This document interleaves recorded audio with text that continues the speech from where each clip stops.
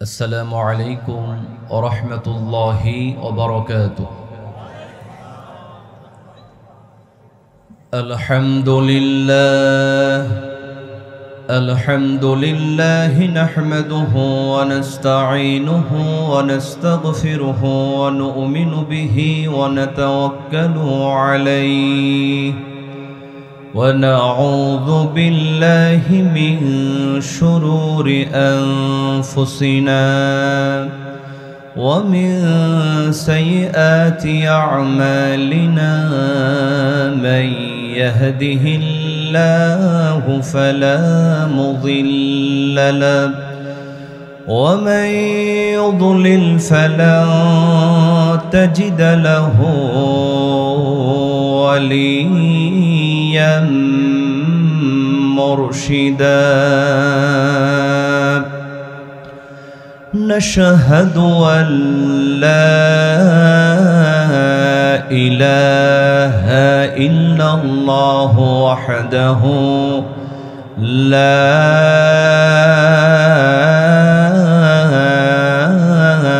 شريك له ونشهد أن سيدنا وحبيبنا مولانا محمدا عبد الله ورسوله الذي أرسله بالحق بشيرا ونذيرا وداعيا إلى الله بإذنه وسراجا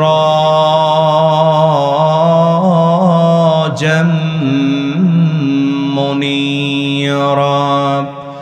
فقد قال الله تعالى في كلامه المجيد وفرقانه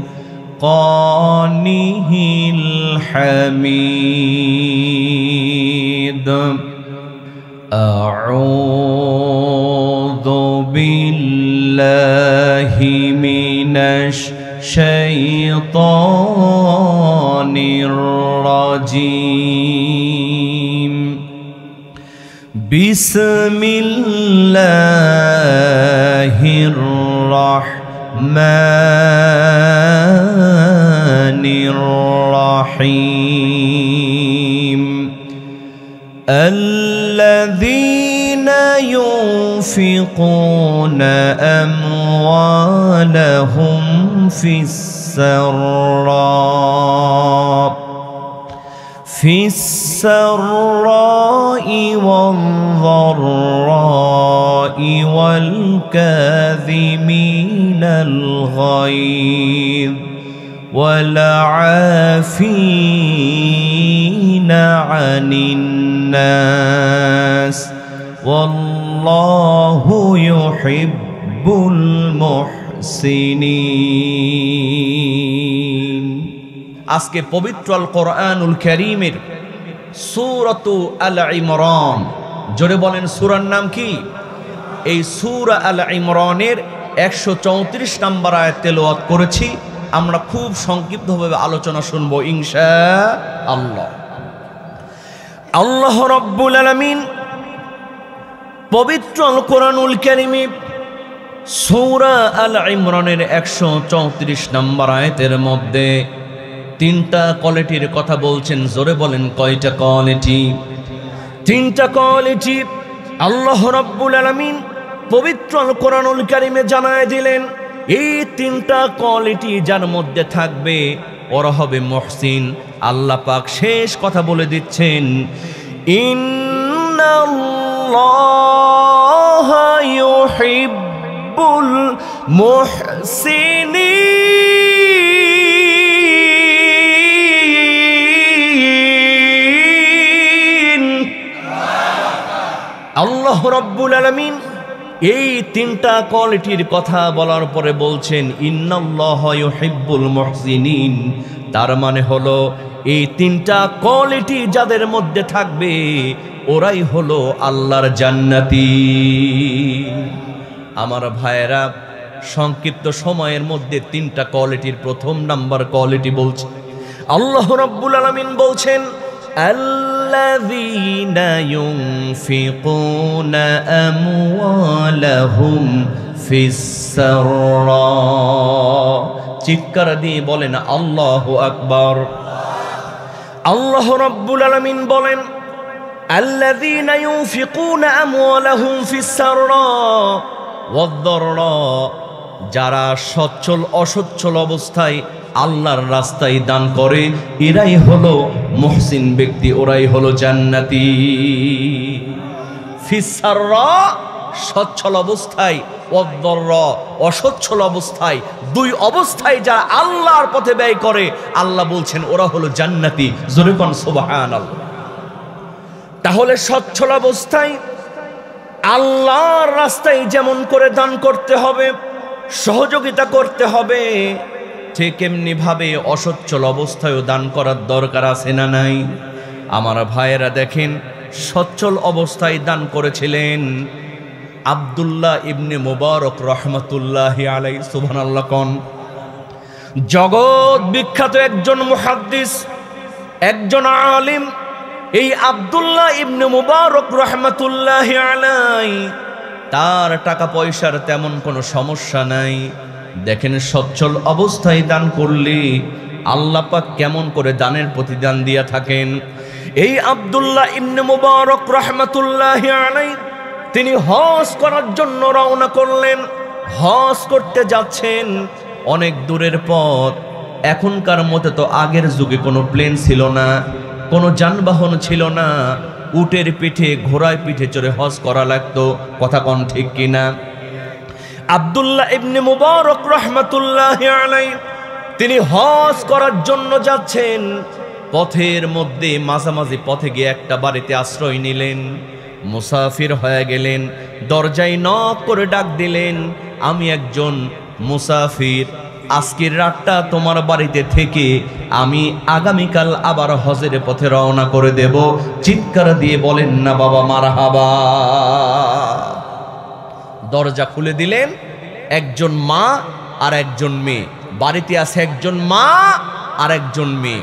আব্দুল্লাহ ইবনে মুবারক রহমাতুল্লাহি আলাইহি নিজের পরিচয় দিয়ে বাড়িতে ঢুকলেন, তারে থাকতে দেয়া হলো। কিন্তু ঢোকার পরেই তিনি দেখতে পেলেন যে বাড়িতে গোশত রান্না হচ্ছে। সুবহানাল্লাহ কোন। ক্ষুধার্ত শরীর, গোশত যখন বাড়িতে রান্না হচ্ছে, আব্দুল্লাহ ইবনে মুবারক রহমাতুল্লাহি আলাইহি মনে মনে খুশি হলেন, হয়তো গোশত দিয়ে আজকের খানাটা আমার সম্পন্ন হবে। রাতের বেলা খাবার যখন খেতে বসলেন, ওই মা আর মেয়ে শুকনা রুটি আর কয়েকটা খেজুর তার সামনে নিয়ে আসলো। আমার ভাইয়েরা বলেন তো, বাড়িতে যদি গোশত রান্না হয় আর যদি ওই সময় শুকনা রুটি আর কয়েকটা খেজুর দেয়, মেজাজ ভালো হবে না খারাপ হবে? মনে মনে চিন্তা করতেছে, এত কৃপণ মানুষ, গোশত রান্না হচ্ছে, আমারে গোশত না দিয়ে শুকনা রুটি দিল। চিন্তা করলো যে ঠিক আছে, সকালবেলা বিদায় নিব, গোশত খেয়ে যাবো ইনশাআল্লাহ। কিন্তু সকাল হয়ে গেল, ওই আবার শুকনা রুটি শুকনা খেজুর, তার মেজাজটা গরম হয়ে গেল। তিনি জগৎ বিখ্যাত একজন আলেম, কিছুই বললেন না, শুধু বিদায় নেওয়ার সময় বললেন, মা আমি একজন মুসাফির, আমি না হয় কতটুকু খেতাম, তোমার বাসায় গোশত রান্না হলো, গোশত না দিয়া তুমি আমারে সামান্য শুকনা খেজুর আর রুটি দিলা, মা আমি একটু কষ্ট পেলাম। সুবহানাল্লাহ বলবেন না? কারণ ইমানদার যারা হবে তারা মনে মনে কারো ক্ষতি চাইবে না, কারো দুর্নাম করবে না। ইমানদাররা হবে সরল সোজা, যা বলা প্রয়োজন সেটাই বলবে। কথা কোন ঠিক কিনা? অনেক ইমানদার আছে সামনে থেকে সালাম আলাইকুম সালাম আলাইকুম, কিন্তু অন্য জায়গায় খালি বাঁশ দেয়। কথা কোন ঠিক কিনা? এটা হলো মুনাফিকের চরিত্র। এটা কার চরিত্র? এটা হওয়া যাবে না। তিনি মনের দুঃখের কথা বললেন, মা কতটুকু আর খেতাম, গোশত রান্না হচ্ছে, গোশত দিলেন, একটু কষ্ট পেলাম। গভীর মনোযোগ মুসলমান, এই কথা বলার সঙ্গে সঙ্গে মা চোখের পানি ছেড়ে দিয়ে বলে, ও মুসাফির, আপনি আমাদের খবর জানেন না, আজ 3 দিন পর্যন্ত আমাদের পেটে কোনো খাবার নাই। আমার মেয়ে ক্ষুধার যন্ত্রণায়, বনের মধ্যে একটা গাধা মরেছিল, ওই মরা গাধার গোস্ত দিয়া আমার মেয়ে ক্ষুধার যন্ত্রণায় মরা গাধার গোস্ত রান্না করেছে। আমরা মরা গাধার গোস্ত খাচ্ছি ক্ষুধার যন্ত্রণায়। আপনি একজন মেহমান মানুষ, জগৎ বিখ্যাত আলেম, আমরা ক্ষুধার যন্ত্রণায় মরা গাধার গোস্ত খাবো, কিন্তু মেহমান হয়ে আপনারে কেমনে মরা গাধার গোস্ত দেব? চিৎকার দিয়ে বলেন না বাবা সুবহানাল্লাহ। মায়ের অঝর নয়নে তার চোখ বেয়ে বেয়ে পানিগুলি জমিনে পড়ছে। আব্দুল্লাহ ইবনে মুবারক রাহমাতুল্লাহি আলাই এই আয়াতখানার কথা মনে করলেন, আল্লাযীনা ইউনফিকুনা ফিস সাররা, যারা সচ্ছল অবস্থায় আল্লাহর রাস্তায় দান করে এরা তো আল্লাহর জান্নাতি। তিনি মনে মনে চিন্তা করলেন, আমি হজ করতে যাচ্ছি, আর এই মা আর মেয়ে না খেয়ে আছে, আমি আর হজ করতে যাব না। মানে এমন পথে মাঝামাঝি জায়গায় আছেন, আবার যে ব্যাক করে টাকা নিয়ে আসবেন, তখন তার বিকাশ ছিল না, নগদ ছিল না, ব্যাংক ছিল না। তিনি ওই টাকা নিয়ে যে আবার হজ করতে যাবেন এই সুযোগ আর নাই। আবার হজ করতে গেলে মা আর মেয়ে না খেয়ে আছে। সুবহানাল্লাহ কবেন না? হজ তিনি করলেন না। তার কাছে যত টাকা পয়সা ছিল সব মা আর মেয়েকে দান করে দিলেন, ব্যাক করে বাড়িতে চলে গেলেন।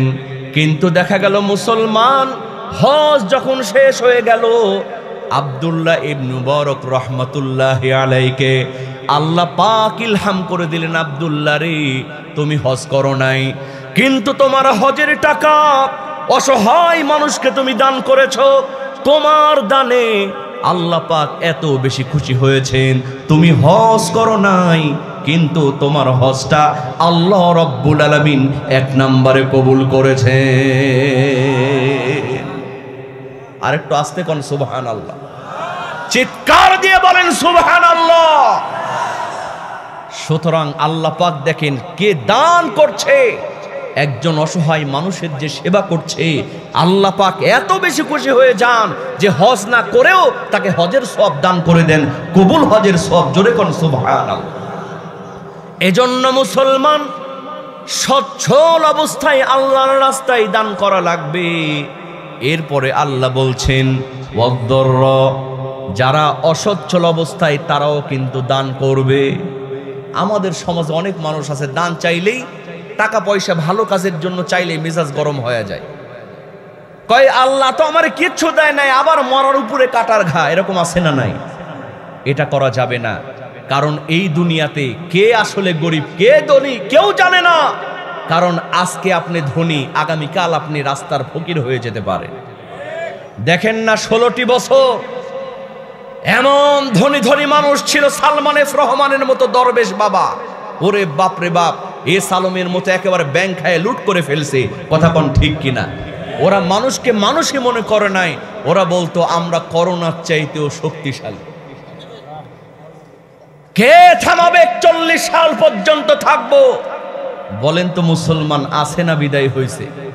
আর কাকা তো খালি বলতেন খেলা হবে, খেলা হবে, পালাবো না, প্রয়োজনে ফখরুলের বাড়িতে গিয়ে থাকবো। আছে না পালিয়েছে? আছে না পালিয়েছে? কোথায় কালামানিক, কোথায় কাদের কাকা, কোথায় গেল ওই নেতাদের গরম গরম কথা?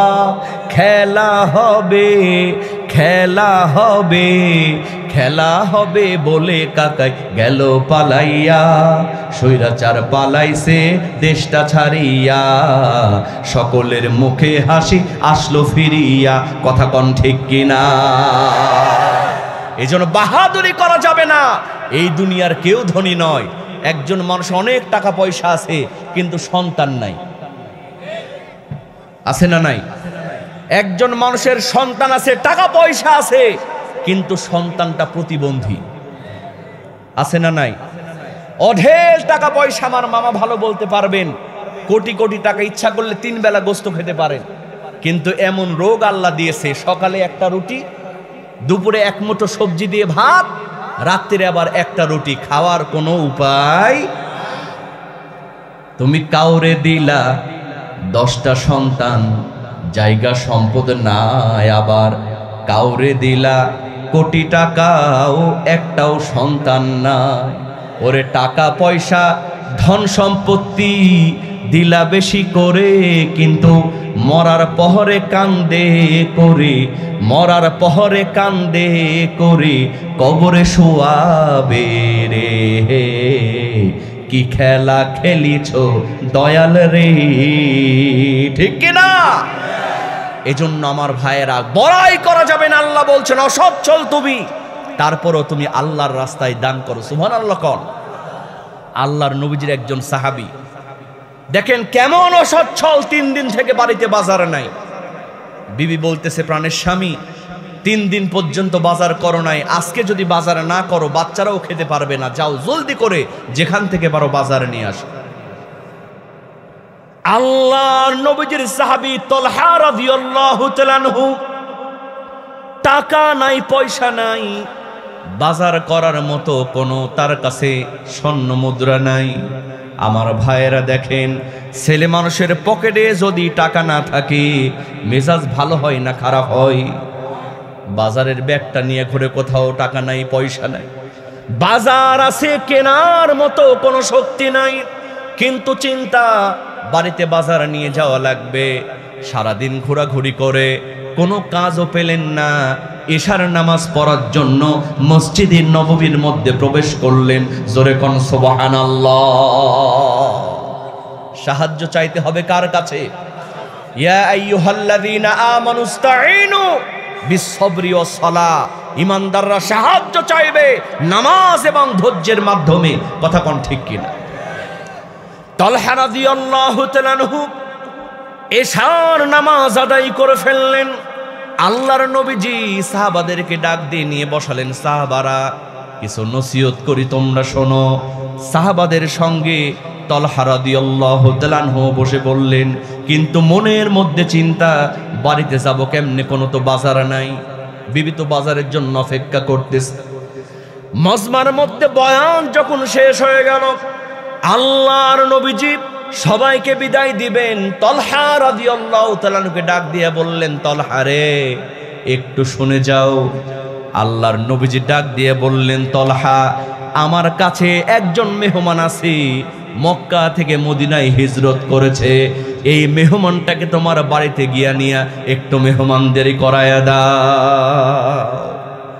তালহা রাদিয়াল্লাহু তাআলা আনহু হ্যাঁও বলতে পারে না, নাও বলতে পারে না, কারণ রাসূল যা বলেছেন সামি'না ওয়া আতা'না, তারা সঙ্গে সঙ্গে মেনেছেন। কথা কোন ঠিক কিনা? মনে মনে চিন্তা আছে না নাই?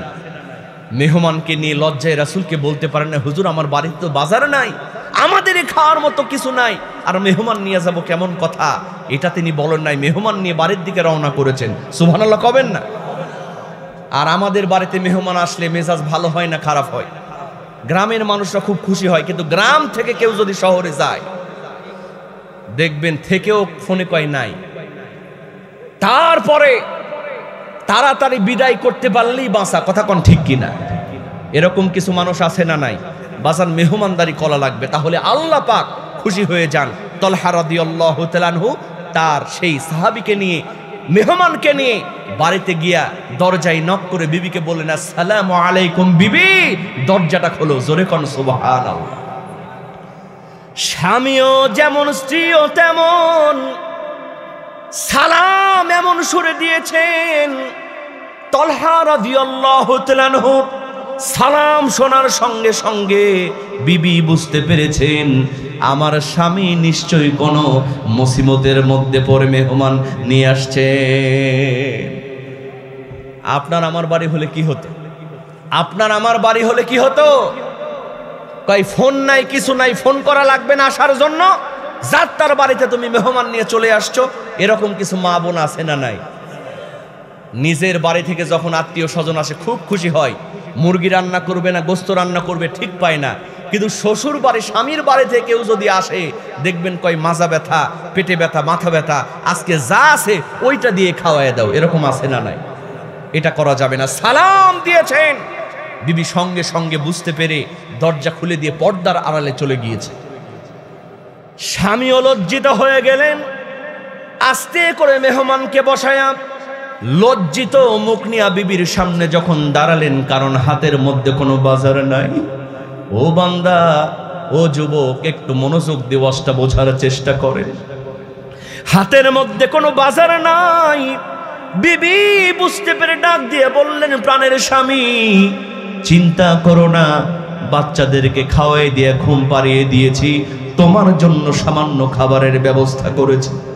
এই সামান্য খাবার তুমি মেহমানকে খাওয়ায় দাও। আর একটা বুদ্ধি করো, প্ল্যান করো, মেহমানকে যখন খাবার দিব বাতিটা তুমি নিভায়া দিবা। আমরা পাশের ঘর থেকে প্লেটের টুংটাং আওয়াজ করব, অভিনয় করব, ওই মেহমান মনে করবে ও খাচ্ছে, তার সঙ্গেও আমরাও খেয়ে নিচ্ছি। যেমন কথা তেমন কাজ। মেহমানকে খাবার দিয়ে অন্ধকারের মধ্যে তারা বাতিটা নিভায়া দিয়া টুং টুং প্লেটের আওয়াজ করতেছে, এমন ভাব করতেছে, মুখের এরকম আওয়াজ হয় না খাওয়ার, তারা অভিনয় করছেন। মেহমান মনে করতেছে আমি এখানে খাচ্ছি, ওরা ওখানে খাচ্ছে। সুবহানাল্লাহ কবেন না? রাত পার হয়ে গেল, সকালবেলা ফজরের আজান হয়ে গেল। এই তালহা রাদিয়াল্লাহু তাআলা আনহু তার মেহমানকে নিয়ে মসজিদে নববীর মধ্যে নামাজ আদায় করার জন্য গেলেন ফজরের। আমার ভাইয়েরা, নামাজ শেষ হয়ে গেল, সবাই যখন বিদায় নিবে, আল্লাহর নবীজি তালহা রাদিয়াল্লাহু তাআলাকে ডাক দিয়ে বললেন, তালহা রে, একটু আমার কাছে আসো, তোমার সঙ্গে কথা আছে। তালহা রাদিয়াল্লাহু তাআলা মনে মনে চিন্তা করলেন, হায় রে, আমার মেহমানদারি বুঝি পছন্দ হয় নাই, মেহমান অভিযোগ করেছে, এই জন্য রাসূল আমাকে ডাক দিয়েছেন। কাছাকাছি যখন চলে গেলেন, আল্লাহর নবীজি বললেন, তালহা তুমি বসে পড়ো। তালহা রাদিয়াল্লাহু তাআলা বসলেন। আল্লাহর নবীজি বললেন, তালহা রে, কি এমন মেহমানদারি তুমি করেছো? তোমার মেহমানদারিতে আমার আল্লাহ রাব্বুল আলামিন খুশি হয়ে গেছে। শুধু খুশি হন নাই, পবিত্র কোরআনুল কারীমে সূরাতুল হাসরের 9 নম্বর আয়াতটাও নাজিল করেছেন। সুবহানাল্লাহ কোন আল্লাহ পাক বলে দিলেন, وَيُؤْثِرُونَ عَلَى أَنفُسِهِمْ وَلَوْ كَانَ بِهِمْ خَصَاصَةٌ وَمَن يُوقَ شُحَّ نَفْسِهِ فَأُولَئِكَ هُمُ الْمُفْلِحُونَ।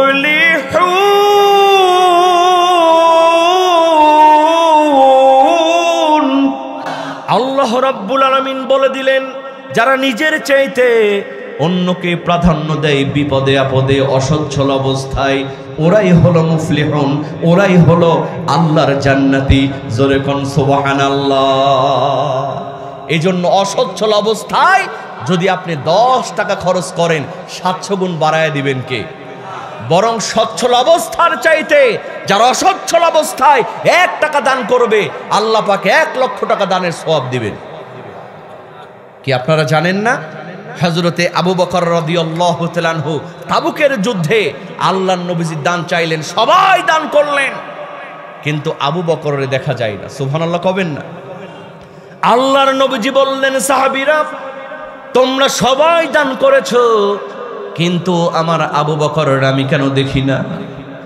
আল্লাহর নবীজি লক্ষ্য করলেন, মসজিদের পিলারের এক কোনায় গিয়া হযরতে আবু বকর রাদিয়াল্লাহু তাআলা আনহু অঝর নয়নে কাঁদতেছে। আল্লাহর নবীজি বললেন, আবু বকর, সময় তো দান করলো, এই তাবুক যুদ্ধে তুমি কি দান করবা না? হযরত আবু বকর রাদিয়াল্লাহু তাআলা আনহু সামান্য একটা থলের মধ্যে এনে আল্লাহর নবীজির সামনে ওইটা ঢাললেন, কয়েকটা খেজুর আর কিছু মাল সামানা বের হয়ে গেল। আল্লাহর নবীজি বললেন, সাহাবীরা, তোমরা যে যা দান করেছো সবচেয়েতে আমার আবু বকরের দান আল্লাহর কাছে দামি হয়ে গেছে। কারণ হযরত ওমর ফারুক রাদিয়াল্লাহু তাআলা আনহু, আলী রাদিয়াল্লাহু তাআলা আনহু, ওসমান রাদিয়াল্লাহু তাআলা আনহু সবাই আশ্চর্য হয়ে গেলেন, হুজুর আমরা এত দিলাম আর আবু বকর সামান্য কয়েকটা খুরমা দিয়া কিছু মাল সামানা দিয়া আমাদের চাইতে আল্লাহর কাছে দাম বেশি হয়ে গেল, এর কারণটা কি? সুবহানাল্লাহ কবেন না? আল্লাহ নবীজি বললেন, ওমর তুমি কত দিয়েছো, কত বাড়িতে রেখে এসেছো? কয় হুজুর অর্ধেক দিয়েছি, অর্ধেক রেখে এসেছি। আলী রাদিয়াল্লাহু তাআলা আনহু বললেন, অর্ধেক দিয়েছি, অর্ধেক রেখে এসেছি। সবাই একই কথা বললেন। এবার আল্লাহর নবীজি বললেন, আবু বকর তুমি কত দিয়েছো আর কত রেখে এসেছো? সঙ্গে সঙ্গে হযরত আবু বকর রাদিয়াল্লাহু তাআলা আনহু চোখের পানি ছেড়ে দিয়ে বলে, হুজুর এই দুনিয়াতে স্থাবর অস্থাবর সকল সম্পত্তি যা কিছু বলতে বোঝাই, আমার সব কিছু এনে আপনার কদম মোবারকের মধ্যে ফেলে দিয়েছি। এখন আমার বাড়িতে আল্লাহ আত্মার রাসূল ছাড়া কিছু বাকি নাই।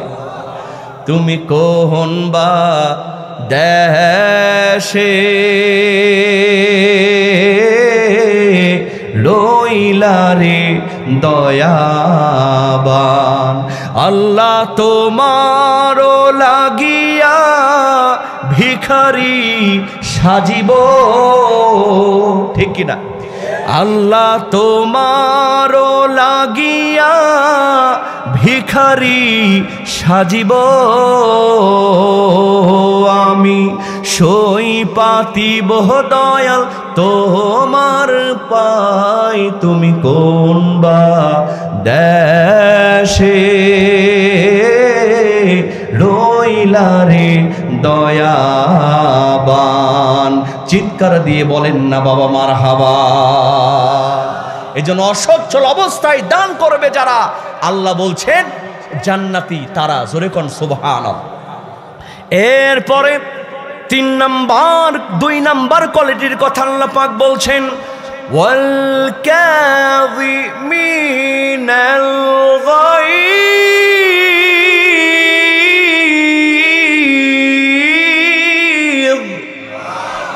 আল্লাহ রাব্বুল আলামিন বলেন, ওরা হলো মুহসিন ব্যক্তি যাদের রাগ আসে, রাগ আসার সঙ্গে সঙ্গে আবার রাগকে নিয়ন্ত্রণ করে নেয়।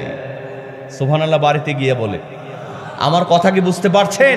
ওয়াল কাযিমিনাল গায়য, যাদের রাগ ওঠে, যাদের মাথা গরম হয়ে যায় মুহূর্তের মধ্যে, তারা আবার রাগটাকে দমন করতে পারে। জোরে কোন সুবহানাল্লাহ।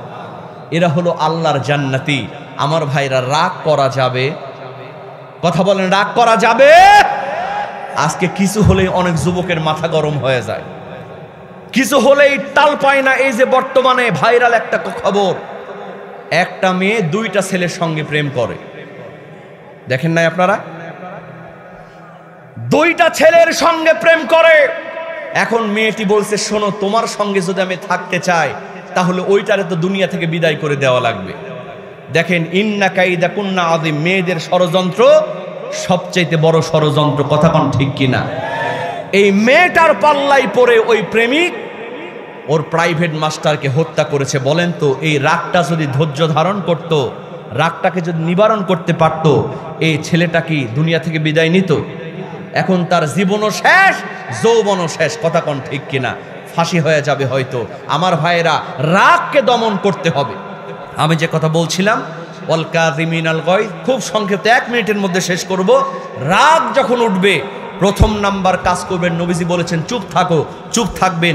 দ্বিতীয় নাম্বার কাজ হলো শারীরিক পরিবর্তন করবেন, দাঁড়িয়ে থাকলে বসে থাকবেন, এরপরও যদি রাগ না কমে শুয়ে পড়বেন।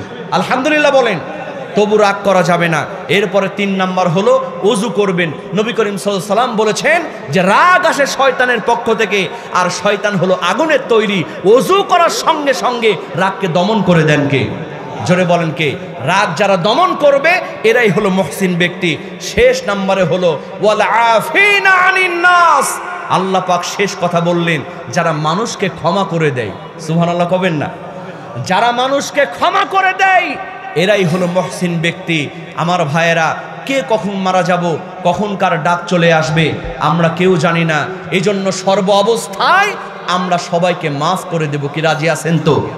যদি মাফ না করেন, প্রতিশোধ পরায়ণ হন, তাহলে 16 বছর স্বৈরাচারের মতো হবে। কথা কোন ঠিক কিনা? কি ক্ষমতা এখন, এত দাপট। এখন ওই দলের কেউ যদি মারাও যায়, মানুষ ফেসবুকে ইন্না লিল্লাহ পড়ে না, সবাই পড়ে আলহামদুলিল্লাহ। কথা কোন ঠিক কিনা? এ কেমন জীবন তুমি গঠন করিলা, মরিলেও লোকে বলে আলহামদুলিল্লাহ। ঠিক কিনা বলেন? এ কেমন জীবন তুমি গঠন করিলা, মরিলেও লোকে বলে আলহামদুলিল্লাহ। ক্ষমতার বাহাদুরি, ক্ষমতার বাহাদুরি আজ আছে কাল নাই। নমরুদ আর ফেরাউনেরও পতন হয়েছে ভাই, নমরুদ আর ফেরাউনেরও পতন হয়েছে ভাই। কথা কোন ঠিক কিনা? জোরে বলেন ঠিক কিনা? এজন্য সব আমরা দেখে শেষ করেছি, আমাদের এখন দেখার বাকি আছে এই কোরআনের বাংলাদেশ। কথা বলেন ঠিক কিনা? সুতরাং এই কোরআনের বাংলাদেশ কায়েম করার জন্য যদি আবার ডাক আসে, ওই রংপুরের আবু সাইদ ভাইয়ের মতো, মুগ্ধ ভাইয়ের মতো মাথায় কাফনের কাপড় বেঁধে আল্লাহর রাস্তায় জীবন দিতে কারা কারা রাজি আছে? মুসলমান দুহাত তুলে আল্লাহকে দেখায়া দাও।